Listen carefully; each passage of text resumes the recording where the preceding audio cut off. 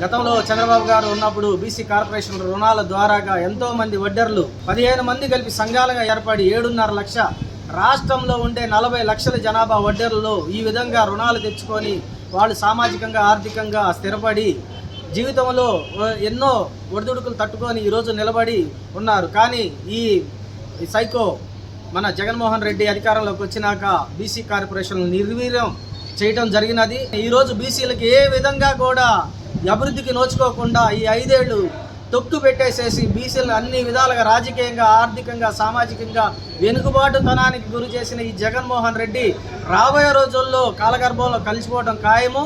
అలాగే రాబోయే రోజుల్లో చంద్రబాబు గారు అత్యధిక మెజార్టీతో గెలిచి బీసీలకు ఏదైతే రక్షణ చట్టం కల్పిస్తానని చెప్పాడో దాన్ని అమలు చేసి బీసీలకి వెన్నుదన్నుగా ఈ రోజున బీసీలే తెలుగుదేశం పార్టీకి పట్టుకొమ్మలు. బాబు గారు మీ పిలుపు కోసం బీసీలు అందరూ ఎదురు చూస్తూ ఉన్నారు.